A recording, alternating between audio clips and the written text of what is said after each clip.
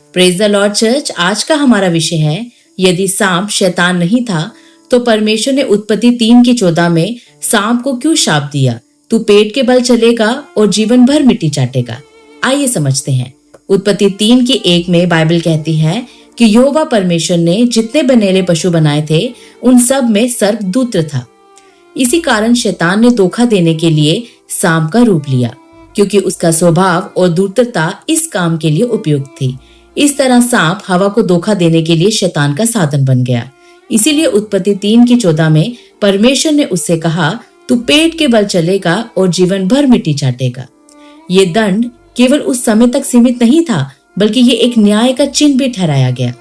जैसे कि जब जब मनुष्य सांप को देखे तो उसे उस पहले धोखे और उसके घातक परिणाम की याद आए कि कैसे धोखे और पाप के कारण संसार में मृत्यु, पीड़ा और आदम पर शाप आया।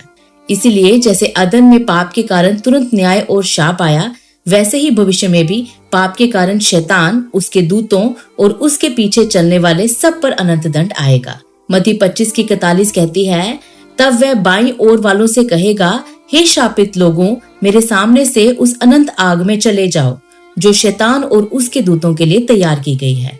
प्रकाशित वाक्य 20:10 और 15 में लिखा है कि अंत में शैतान, उसके दूत और वह सब जिनके नाम जीवन की पुस्तक में नहीं लिखे पाए गए, आग की झील में डाले जाएंगे। इसी प्रकार सांप सिर्फ धोखे का साधन नहीं, बल्कि परमेश्वर के न्याय और पाप के परिणाम का स्थायी प्रतीक बन गया, ताकि हर पीढ़ी जब उसे देखे तो पाप और उसकी सजा को स्मरण करे। और दूसरा, उत्पत्ति 3:14 में जब परमेश्वर ने कहा, तू पेट के बल चलेगा और जीवन भर मिट्टी चाटेगा, इसका अर्थ है कि शाप से पहले सांप का रूप अलग था, ना कि वैसा जैसा आज हम देखते हैं। वास्तविक यहूदी और शुरुआती सूत्र दो बातों की पुष्टि करते हैं। पहला, अदन का सांप शाप से पहले अलग पैरों वाला या सीधे चलने वाला रहा होगा। जैसे जोसेफस, जो पहले सदी का यहूदी इतिहासकार था, अपनी antiquities of the Jewish book first में लिखता है, परमेश्वर ने सांप को पैरों के उपयोग से वंचित कर दिया और उसकी वाणी भी छीन ली और उसके जीव के नीचे जहर रख दिया। साथ ही उसे मनुष्य का शत्रु बनाया ताकि वह उसकी एड़ी पर वार करे और मनुष्य उसका सिर कुचल सके। और दूसरा तर्गुम सूडो जोनाथन, जो कि उत्पत्ति 3:14 का आरामी अनुवाद और व्याख्या है, उसमें लिखा है, और प्रभु परमेश्वर ने तीनों को न्याय के लिए बुलाया और उसने सांप से कहा, क्योंकि तूने ये किया है, तू सब पशुओं और मैदान के जानवरों में शापित है। पेट के बल चलेगा और तेरे पैर काट दिए जाएंगे और हर 7वें साल तू अपनी खाल उतारेगा, तेरे मुंह में मृत्यु का विष होगा और तू जीवन भर मिट्टी खाएगा।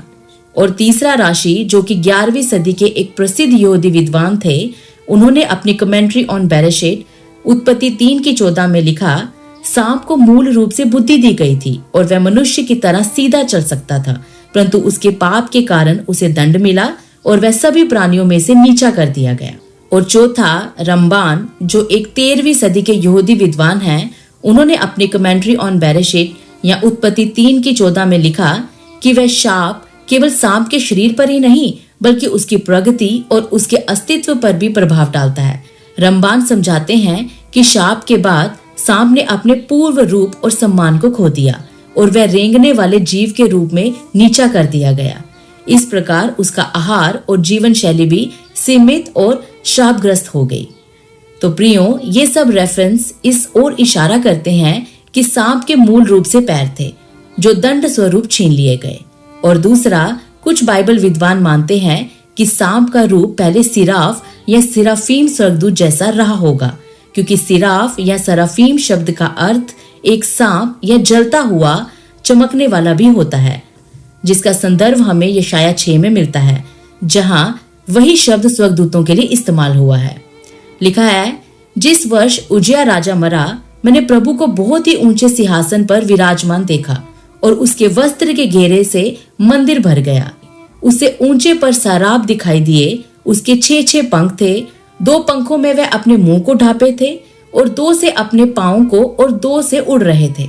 और वह एक दूसरे से पुकार पुकार कर कह रहे थे, सेनाओं का यहोवा पवित्र पवित्र पवित्र है, सारी पृथ्वी उसके तेज से भरपूर है।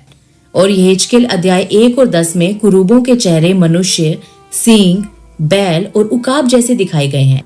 यानी कुछ स्वर्गदूत पशु जैसी विशेषताओं के साथ दिखते हैं।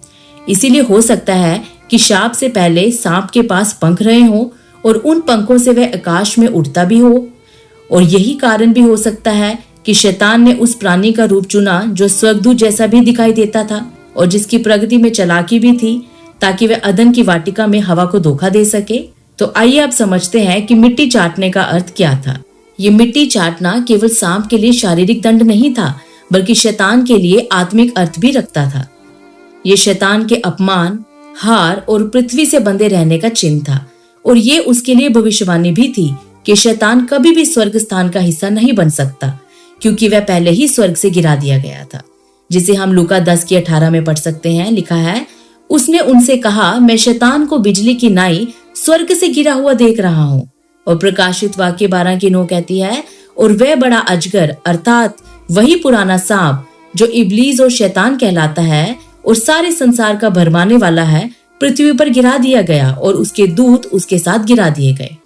और दूसरा उत्पत्ति 3:15 कहती है, प्रभु यीशु ने क्रूस पर उसके सिर को कुचल दिया। और दूसरी तरह हम कहें तो शैतान को जमीन या धूल चटवा दी या हार दिला दी, जिसका रेफरेंस हम कुलस्सियों 2:15 में देख सकते हैं, जहां लिखा है, और उसने प्रधानताओं और अधिकारों को अपने ऊपर से उतार कर उनका खुलेआम तमाशा बनाया और क्रूस के कारण उन पर जय जयकार की ध्वनि सुनाई। और पुराना नियम भी हमें बताता है कि मिट्टी चाटना अपमान और पराजय का प्रतीक है, जैसे कि मीका 7:16-27 में उनके लिए लिखा है, वह यहोवा हमारे परमेश्वर के भय से अन्य जातियों के लोग थरथराएंगे और तेरे डर से कांपते हुए अपने गड्ढों से निकल आएंगे। वह सर्प के समान मिट्टी चाटेंगे और भूमि के रेंगने वाले जंतुओं के समान बाहर निकलेंगे। पर अब लोग ये सवाल उठा सकते हैं कि नहीं, शैतान ने सच में सांप को वश में किया और उसके द्वारा हवा से बात की। पर बाइबल हमें बताती है कि शैतान को हवा से बात करने के लिए सांप को वश में करने की जरूरत नहीं थी, क्योंकि वह हवा से सीधे बात कर सकता था, जैसे उसने प्रभु यीशु मसीह के साथ आमने सामने बात की, जिसका संदर्भ हमें मत्ती 4:3 और 4 में मिलता है। लिखा है, तब परखने वाले के पास आकर उससे कहा, यदि तू परमेश्वर का पुत्र है तो कह दे कि ये पत्थर रोटियां बन जाए। उसने उत्तर दिया कि लिखा है कि मनुष्य केवल रोटी से नहीं, परंतु हर एक वचन से जो परमेश्वर के मुख से निकलता है जीवित रहेगा। और दूसरा कुरिन्थियों 11:14 में बाइबल ये भी कहती है कि वह अपने आप को ज्योतिमय स्वर्गदूत के रूप में भी बदल सकता है। तो ये साफ दिखता है कि शैतान को अपना धोखा देने वाला संदेश पहुंचाने के लिए किसी सांप की जरूरत नहीं थी, बल्कि वह स्वयं ही सांप का रूप लेकर आया और हवा से बात की ताकि उसे धोखा दे सके। प्रकाशित वाक्य 12:9 भी कहती है, वह बड़ा अजगर नीचे गिरा दिया गया, अर्थात वह प्राचीन सर्प जो शैतान और इब्लीस कहलाता है, जो सारे जगत को भरमाता है। ये सीधे तौर पर अदन की वाटिका की घटना की ओर संकेत करता है, जहां शैतान ने आदम और हवा को धोखा दिया और वहीं से पाप और पतन की शुरुआत हुई। लेकिन यहाँ एक और सवाल उठता है, यदि वह सीधे प्रभु यीशु मसीह से बात कर सकता है तो उसने हवा से सांप बनकर बात क्यों की, ना कि सीधे मनुष्य या अपने स्वर्गदूत के रूप में? ये एक उचित प्रश्न है। बाइबल हमें इसका उत्तर भी देती है। जब परमेश्वर ने आदम और हवा को बनाया तो उस बगीचे में आदम के सिवाय कोई और मनुष्य ना था जिसे हवा जानती थी, जो उसका पति और साथी था। और यहाँ तक कि कोई स्वर्गदूत भी उनसे सीधे संवाद करते हुए बगीचे में नहीं दिखता। रेफरेंस के लिए उत्पत्ति 2:20 और 22 में लिखा है, आदम ने सब जाति के घरेलू पशुओं, आकाश के पक्षियों और सब जाति के बनेले पशुओं के नाम रखे, परंतु आदम के लिए कोई ऐसा सहायक ना मिला जो उसे मेल खा सके। और यहोवा परमेश्वर ने उसकी पसली को जो आदम में से निकली थी स्त्री बना दिया और उसको आदम के पास ले आया। इसीलिए यदि शैतान किसी और पुरुष, स्त्री या स्वर्गदूत के रूप में आता तो हवा या तो डर जाती या चकित हो जाती और उसकी बात को सुनती ही नहीं। लेकिन क्योंकि वहां पहले से पशु, पक्षी, कीड़े और रेंगने वाले जीव मौजूद थे, जिसमें सांप भी शामिल था, इसलिए जब शैतान ने सांप बनकर उससे बात की तो हो सकता है कि वह आश्चर्यचकित जरूर हुई हो, परंतु उसे डरी नहीं।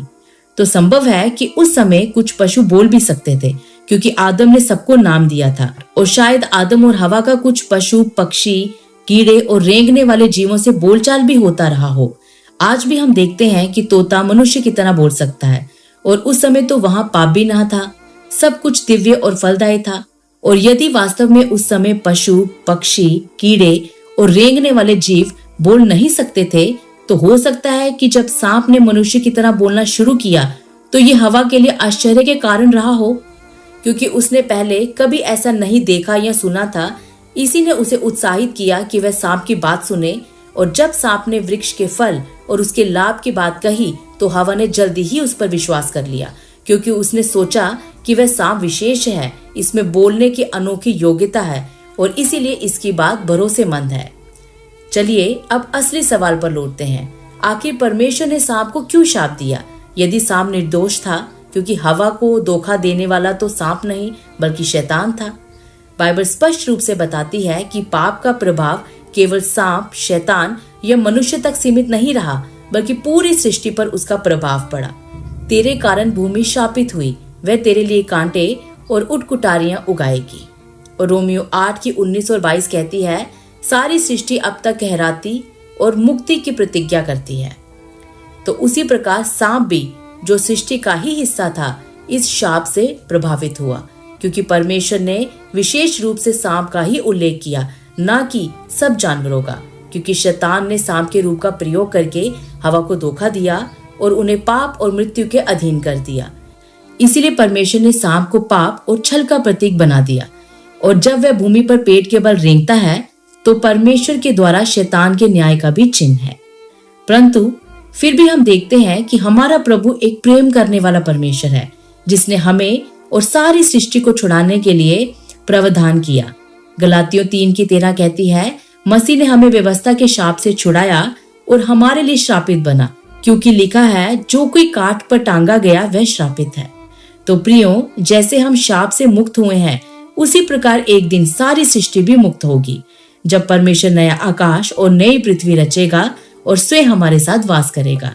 प्रकाशित वाक्य 21 की 1 और 3 कहती है, जब मैंने एक नया आकाश और एक नई पृथ्वी को देखा, क्योंकि पहला आकाश और पहली पृथ्वी जाती रही और समुद्र भी ना रहा, और मैंने सिंहासन पर से ये ऊंचा शब्द सुना कि देख, परमेश्वर का डेरा मनुष्य के बीच में है और वह उनके साथ वास करेगा। वह उसके लोग होंगे और परमेश्वर आप ही उनके साथ रहेगा। तो और आगे हम देख सकते हैं कि सांप को परमेश्वर के द्वारा शांति मिली और उसे परमेश्वर ने अपने 1000 वर्ष के राज्य में रहने के लिए आशीष दी। और यशाया 65 की 25 हमें न केवल 1000 वर्ष का राज्य बल्कि नया आकाश और नई पृथ्वी दोनों की झलक देती है। वहां भी सांप और अन्य पशुओं का उल्लेख है। लिखा है, भेड़िया और मेमना एक साथ चरेंगे और सिंह बैल की नाई भूसा खाएगा और सांप का आहार मिट्टी ही रहेगा। वह मेरे सारे पवित्र पर्वत पर ना तो किसी को हानि पहुंचाएगा और ना किसी को सताएगा। यहोवा का ये वचन है। तो अब सवाल उठता है कि प्रकाशित वाक्य और नए आकाश और नई पृथ्वी में जब सारे शाप जो आदम और हवा के कारण मानवता पर आए थे खत्म हो जाएंगे, तब भी सांप को मिट्टी खाना क्यों बताया गया? आइए समझते हैं। यहाँ मिट्टी खाना सांप की डाइट या भोजन के बारे में नहीं है। आज हम सब जानते हैं कि सांप मिट्टी नहीं खाता, बल्कि उसका आहार चूहे, मेंढक, पक्षी, अंडे और छोटे जीव जंतु हैं। बल्कि इसका आध्यात्मिक और प्रतीकात्मक अर्थ है। सांप जब शिकार करता है तो वह पेट के बल रेंगते हुए जमीन पर चलता है। इस दौरान उसके मुंह और जीभ पर धूल लगती रहती है। इस कारण मिट्टी खाना एक पतन और अपमान का चिन्ह है। यह प्रतीक इस बात को दिखाने के लिए बना रहेगा कि शैतान और उसके अनुयायियों का अंत सदैव हार और नीचता ही होगी। तो प्रियो, उत्पत्ति 3 के 15 और 18 के अनुसार जिस पर भी पाप के कारण शाप आया, वह प्रभु यीशु मसीह के क्रूस पर किए गए बलिदान से क्षमा किया गया, लेकिन केवल शैतान को छोड़कर, क्योंकि शैतान आत्मिक प्राणी है और सृष्टि के आरंभ से ही परमेश्वर के साथ था। इसमें इतनी बुद्धि और समझ थी कि वह पाप और विद्रोह के परिणामों को जानता था। फिर भी उसने बार बार परमेश्वर के विरुद्ध विद्रोह किया और स्वयं परमेश्वर बनने की चेष्टा की। आमीन। प्रियो, हमने एक व्हाट्सएप चैनल बनाया है और हम चाहते हैं कि आप हमारे व्हाट्सएप चैनल से जुड़ें, ताकि भविष्य में अगर हमारे चैनल में किसी तरह की समस्या आ जाए या चैनल बंद हो जाए, तो मैं आपको व्हाट्सएप के माध्यम से तुरंत नया अपडेट और जानकारी दे सकूं। लिंक आपको डिस्क्रिप्शन बॉक्स में मिल जाएगा। अगर आप इसी तरीके के सवालों के जवाब चाहते हैं तो आप हमारी शॉर्ट्स और verse by verse Bible study की वीडियो को देख सकते हैं। जय मसीह।